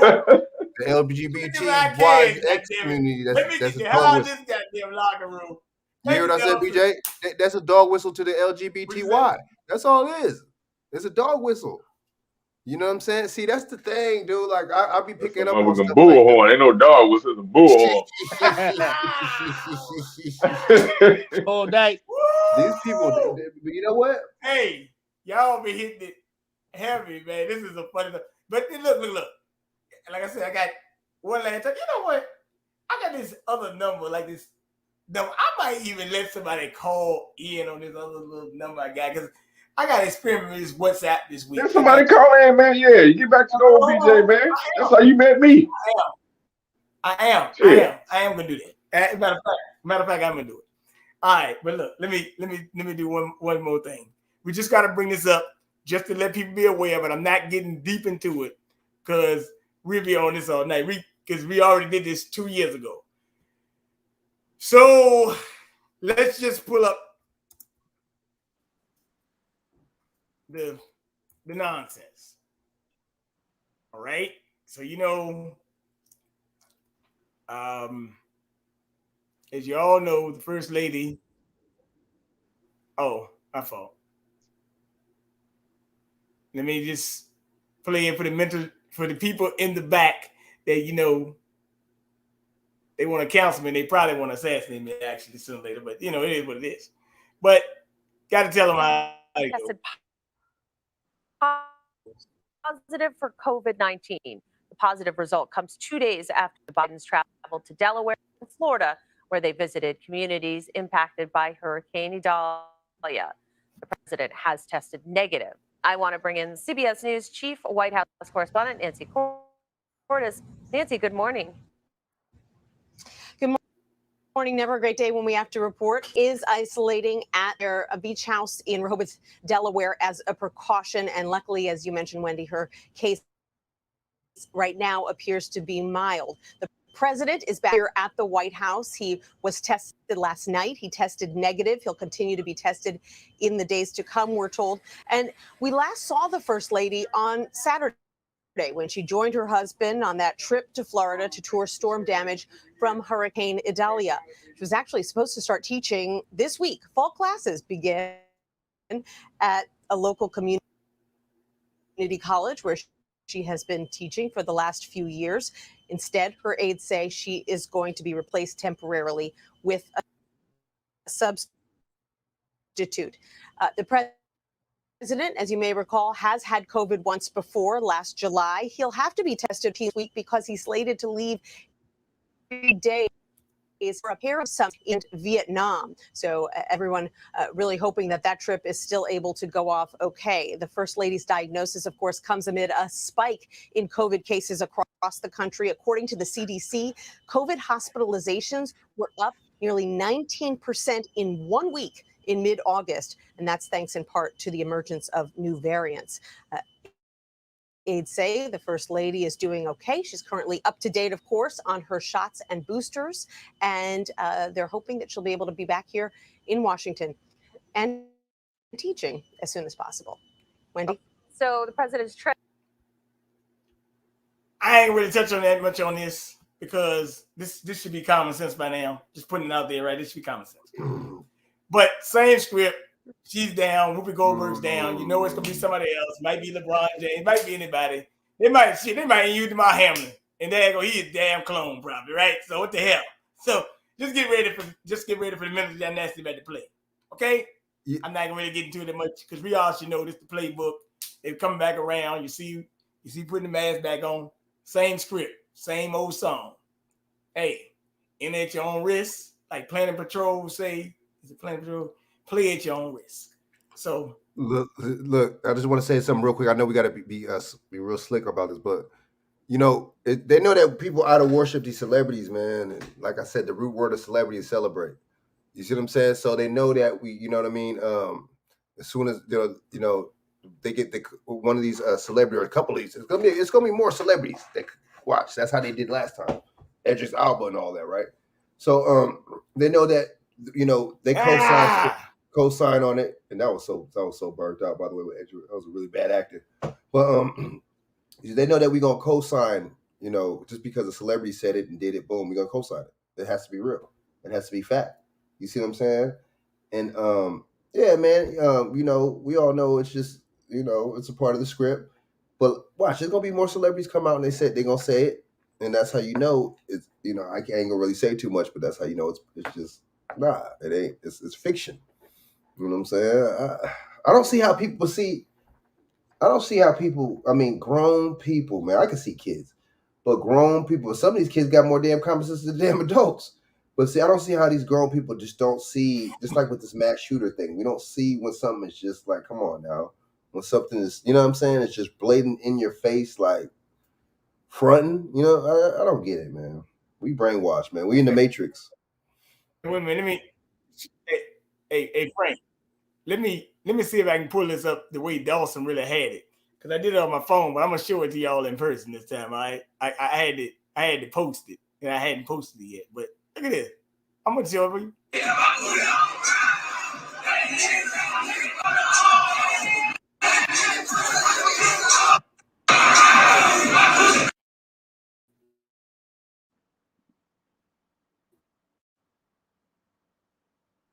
Hello? Every time you think you done seen it. You doing all right? Hey, what's going on, Dawson? Hey, we already got a caller. That's good. I ain't even got shot number. I did put it in chat. What's up? You doing all right? Can you hear me? Okay, go ahead. What you got to say? I was just testing the number out for you, but that's right. That's just kind of echoing what you all are saying and what Frank just said. A lot of these adults, they don't have common sense. These got more common sense than they do. Yeah. But I mean, I'm just tired of us being the butt of joke of everything. From that mayor going to New York, going to Israel, it's all us with this same skin tone that's being a butt of joke, from these DAs indicting Trump that look like us to these coon mayors going over to Israel that I bet you majority of them look like us. I also wanted to add, look up something dealing with climate, mayors for climate change. Anyway, yeah, they got that. Around, did you see that? So these cities, and I'm in Houston, right? These cities supposed to be going clean, meaning no meat by 2030. Houston, now, that ain't Austin. Go down here. It's Houston, right. Austin, Miami, New York City. Yeah, I posted on my Instagram. Yeah, I had seen it somewhere else. I just can't remember. It's about like, well, they started out with 14, but you know they're gonna try some more. Let's put it like that. Miami was even one of them. Kind of come to think about it. Very interesting. Yeah. Right. You said no meat. Just the point on that video with that football team playing Texas, the man made a great point, because I was just going to say that. I keep telling people, where are these people, parents? Where are they aunties? Where are they godparents? Where are they mentors telling them, hey, you better not do it? Like Sandy Willis and all them, her career is over. Big boy up in New York, their career is over. Nobody pulls you from the side to say, hey, don't do that. You're going to destroy your career. You're going to probably have death threats for the rest of your life if they don't try to kill you. Look at those two black individuals, what is it, a daughter and a mother in Georgia when they cheated on them elections. Mm-hmm. They constantly get death threats. See, when you play with the enemy, make sure you know what you're doing, because you may be putting your life or your family life in danger or ruining your career. But I ain't on that, BJ. I don't want to take up too much. No, you're right. No, I got one question to ask you. No, you good. I got one question to ask you. Because it was a video we played earlier about this thing, that the People's Fund of Maui. Now, why in the hell would we be donating to a daggone billionaire? What the hell am I donating to your crazy loony ass? Then y'all got enough money. What y'all need? Daggone, you need me. That's easy.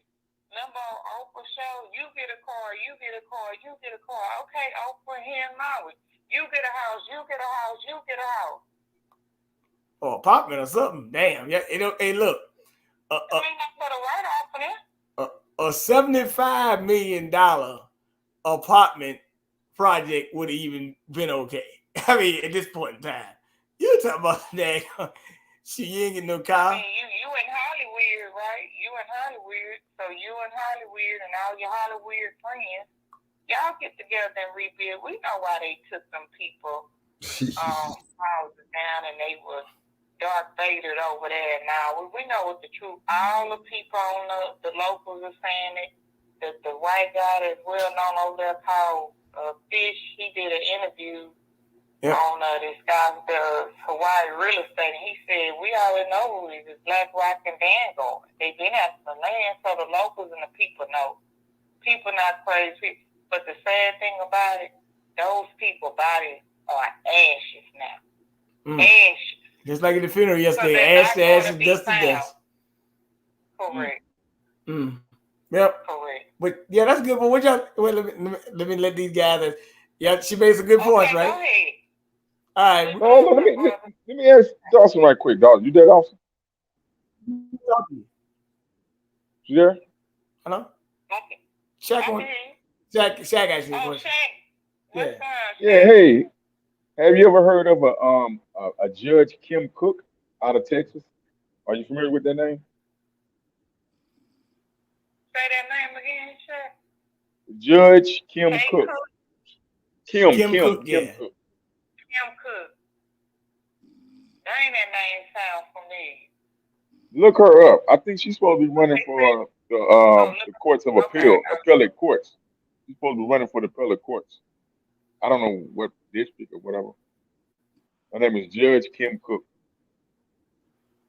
I think she sounds like she might be a black woman. Yeah.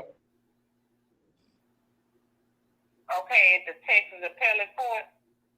Yeah, she's running for. Okay, yeah, I campaigning for that. I asked some people I work with down in the state about what's going on with that.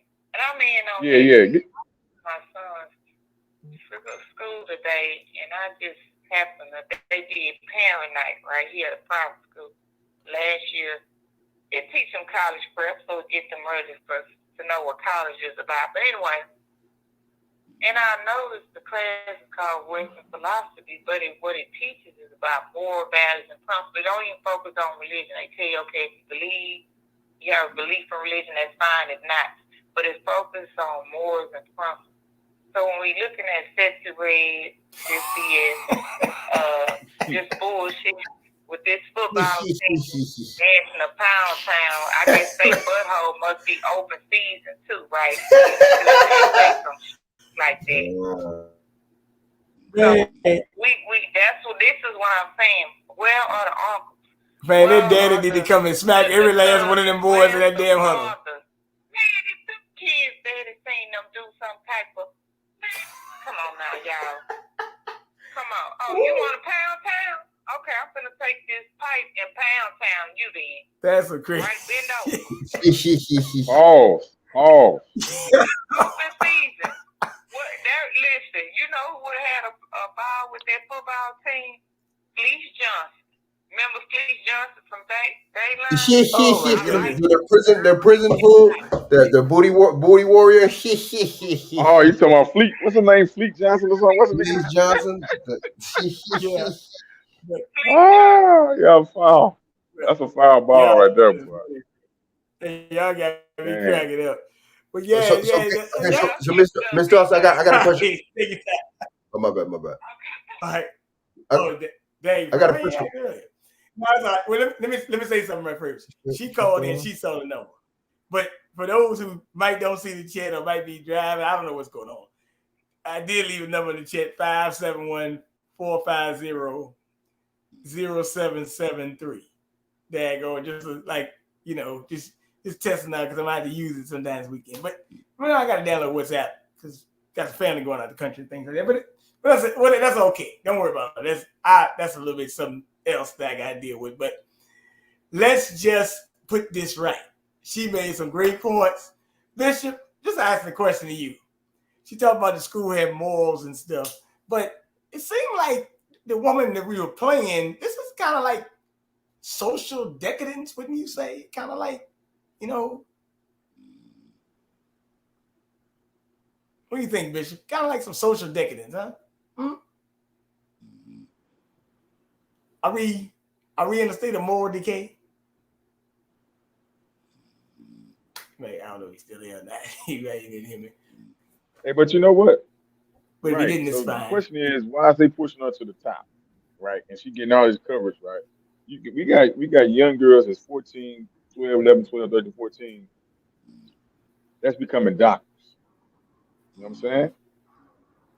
Copper color Aboriginal girls is becoming doctors. So why that's not getting pushed to the top of the news list, the news feed?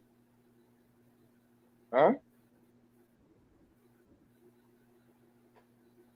Well, you said they became what? You said melanated girls that became what now, Shaq? My bad. We got melanated girls that's 14, 15 years old that's graduating with a doctor's degree at 14, 15 years old already. Why that's not getting put to the news feed? I think because it got to be negative. Because see, if that was an Asian, they would have put that out there. See, you know what I'm saying? Why didn't just talk about this black woman just opened up a first? I think it's a black bank. I think she opened up a black bank. I think. Why that's not getting pushed to the top? And why is it not getting pushed by our people? There you go. There you go. With the shade room, that bullshit shit on the shade room and all that shit and all this, all the damn immigrants. Grill and all that. Why are they not pushing that? Why are they not? You right. How come these so-called black bloggers and all? Why they not pushing none of that? You right. You see, I can see that the European not pushing it, right? And the Creed people, they're supposed to go against us like that. But what's up with our people? You know what I'm saying? That's what I'm talking about. That's what I'm concerned with. And see, that's the thing, man. Like I said, you know what I'm saying? You got these people, you see what I'm saying? They're pledging allegiance to something else, right? Not us. You see what I'm saying? It's like, that's why, man, I don't put my faith in none of these people, man. You know what I'm saying? Frank, they're compromised. Frank, it's like this with me, man. It's like this with me. That should be celebrated. That should be celebrated. But me, you, and Shaq need to go get a pallet right now. We need to be beating the hell out of all them fools in that damn locker room with that crazy mess. I say, man, y'all daggone embarrassing, man. Hey, man. But speaking of embarrassment, you get a car, you get a car, you get a car. No, I get a paddle, you get a paddle, he gets a paddle, and everybody else gets a paddle. We need to go whip some damn ass, okay? Because that shit was embarrassing, man. But speaking of that, did y'all see? I didn't know that at that TCU game before the game when Dion was coming out, they was calling him the N-word. People in the crowd. I ain't know that. Yeah, my boy Casino for life. He did it. He did a YouTube on that. They was calling him the N-word before the game when I guess it was coming out. Now this is a Texas Christian University. And these fans and shit calling this man the N-word. Hey, look, man. Where are they getting this rhetoric from? Well, hey, man. They're getting it from the Jacksonville shooter. Nope, I'm joking. No, I'm joking. But that, oh, damn. Do I need to cover that? You know what? I might need to cover that just for like 2 minutes. Like, because they had me on ban for 2 weeks. Dion, they were calling Dion N-word. But I was on ban for 2 weeks. Yeah. So, you know, but they did have a shooting in Jacksonville. And say he had a manifesto, but I think this guy really was government operative, man. The stuff they're saying that this guy was, you know, had body armor and things like that, this seemed like a government operative, man. If I see somebody with body armor, I don't know too many guys in the hood to let somebody with a body armor just walk around willy-nilly like, what you doing with that? Okay. Let's get his ass right now. I'm not gonna let you load up, brother. Okay. So this sounds like some real mental gymnastics. They say he killed himself. Do we really know that? No, we don't. What did he kill himself? Did he shoot himself with the 9mm or the AK? I mean, AR. They say he shot. I ain't seen no blood.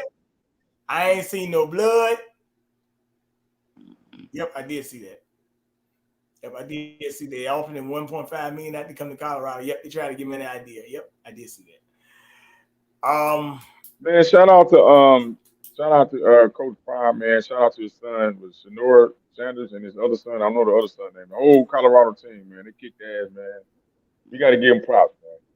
They say he couldn't do it, and he already superseded the goal because they would.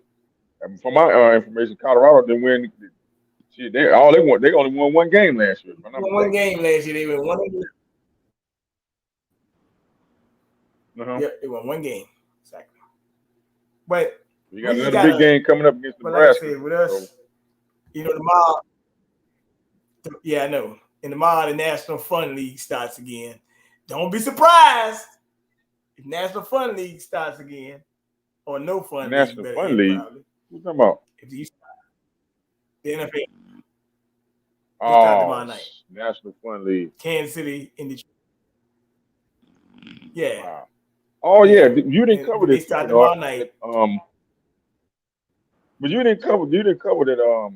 I think Magic Johnson he required. I don't know how much of ownership he got in Washington. They call Commanders. He acquired. You know they changed the name, right? Already sold out. But you know what? They changing it back to the Washington Redskins because now when they figure those people, the Redskin nigga, that's original Aboriginal niggas, man. They trying to get rid of Aboriginals, dog. So now they got to change that shit right back to the Redskins, nigga, because guess what? That's a depiction of real Aboriginal Americans, Indians, American Indians. These fake ass Native Americans tried to they did talk about push the issue they did talk about changing it back. Yeah, they talking about changing it back to Redskin now. Yeah. From the Commander, they changed it to Washington Commanders, right? They need Matt Johnson to do that. I know they sold out the daggone. They sold out opening week for the first time in a while. They sold out daggone when they got the daggone thing. So who that is? Washington. They sold out. Oh yeah. I mean, they sold out week one. Like, oh wow. Yeah, they new ownership. And they hiked the ticket price.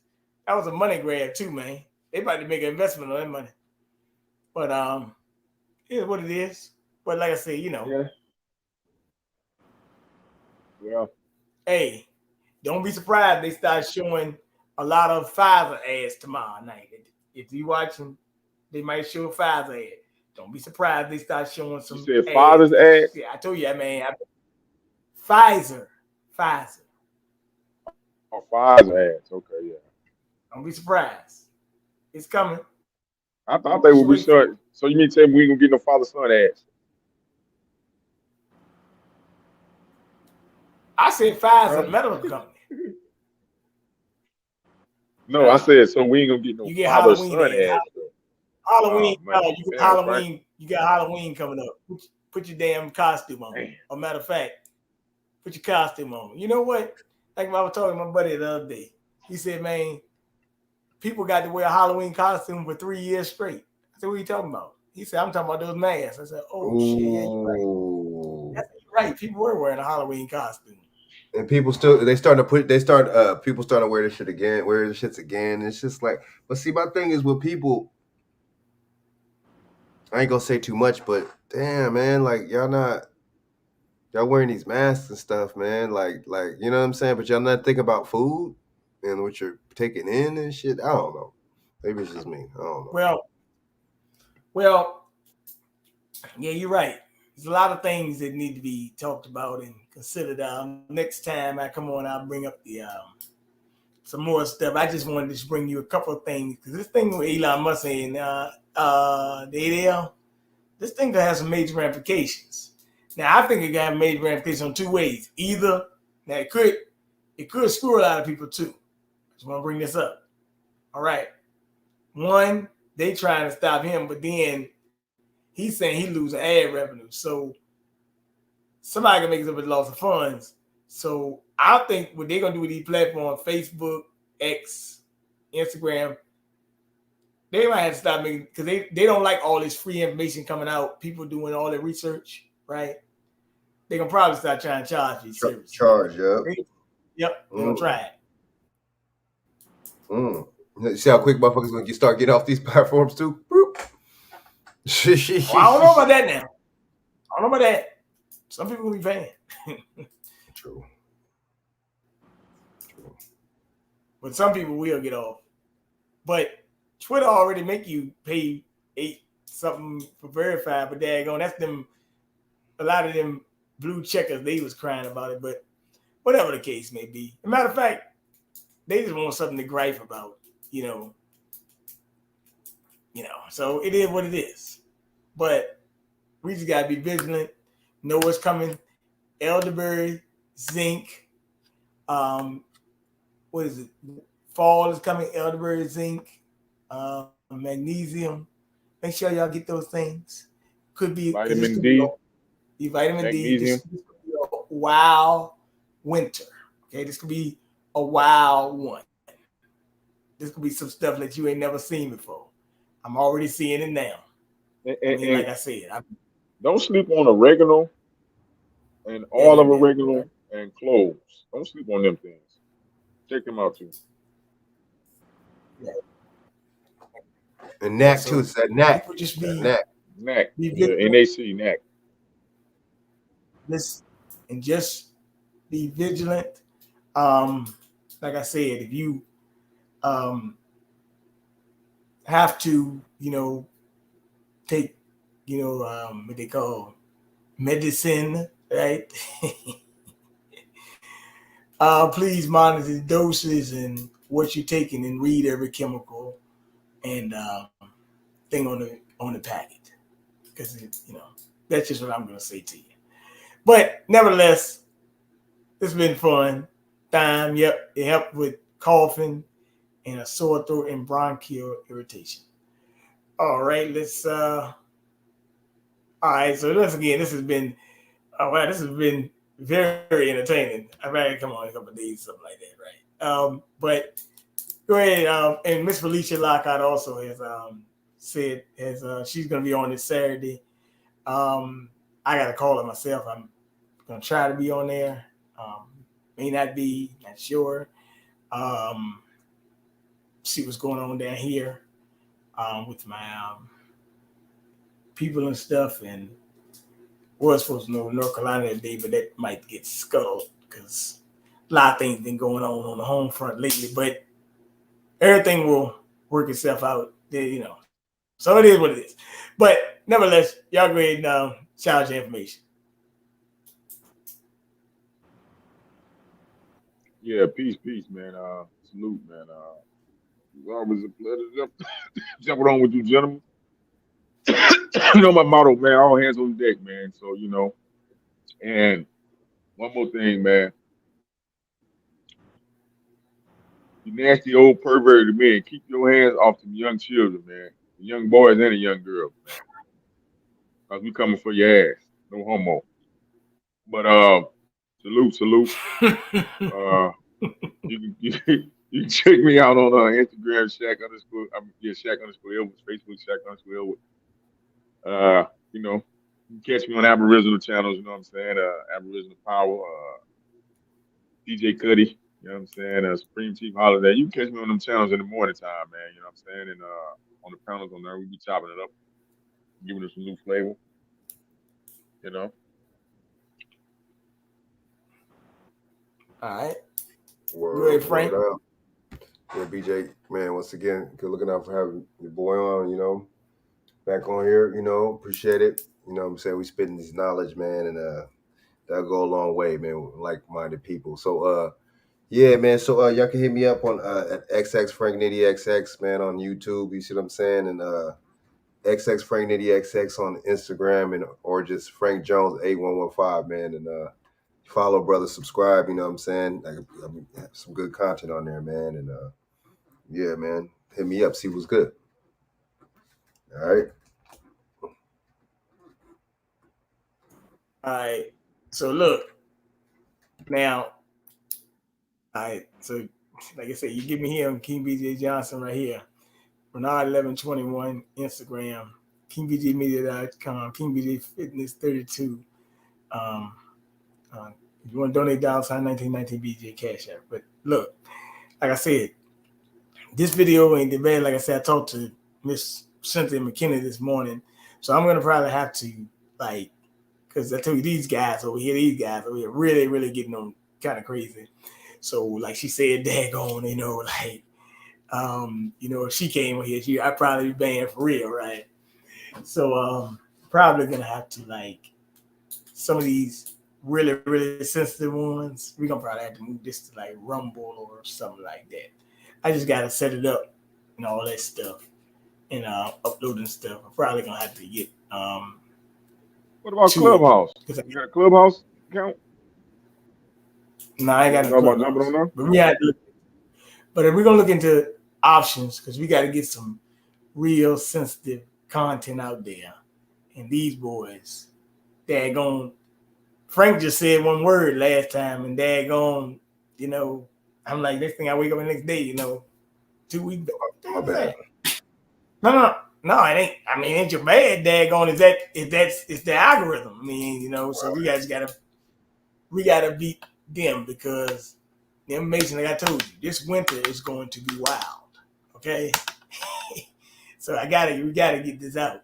But these fools, daggone. You might say the sky falling out, or it's a blue moon outside, and then next thing you know. But nevertheless, it is what it is. You also can give me Bernard Johnson Facebook. We just got to keep it real, man. It's gonna be a price to pay this time. And look, they always say, ignorance is bliss. But this time, if you don't know, this could be the real deal. And I'm talking about, it's already been like dominoes and bowling pins. And if we realize what happened in 2020, don't think they won't try this again in 2024. Hey, I call it the same old song, and the script repeats itself. So people be careful.